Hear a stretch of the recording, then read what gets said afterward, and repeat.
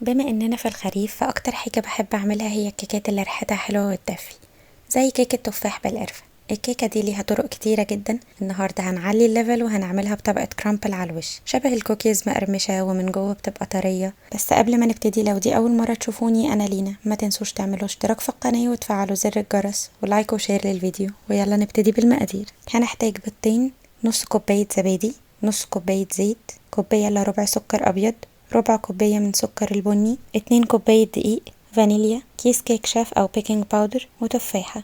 انا برضو سايبه لكم المقادير كلها بالجرامات وبالكوبايات في صندوق الوصف. في طبق هنحط البيض وعليه السكر الابيض والزبادي وهنقلبهم تقليبه بسيطه.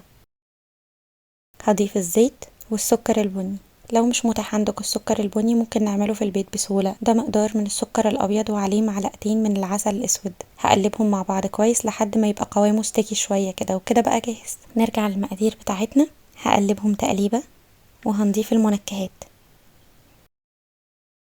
هحط بقى الدقيق تدريجي والبيكنج باودر ونقلب لحد ما نوصل للقوام ده. لو طلعت معاكوا اخف شوية ممكن تزودوا الدقيق، ولازم الكيكة دي يبقى قوامها تقيل عشان التفاح هينزل المية بتاعته. ودلوقتي هقطع التفاحة لقطع صغيرة، تقريبا بتبقى كوباية ونص من القطع. هضيفهم للخليط وهنقلب الكيك بالراحة. في صينية مقاس 26 اللي بتتفتح من الجنب، ده افضل طبعا. هحط فيها ورق زبدة وده اساسي عشان الكيكة دي لازم هتلزق. هحط فيها خليط الكيك واسويه شوية. ويلا نجهز طبقة الكرامبل. المقادير: كوباية دقيق، كوباية الا تلت سكر بني، معلقة كبيرة من القرفة، 6 معالق زبدة. هخلط المكونات مع بعض لحد ما تلم وتبقى عاملة زي عجينة الكوكيز.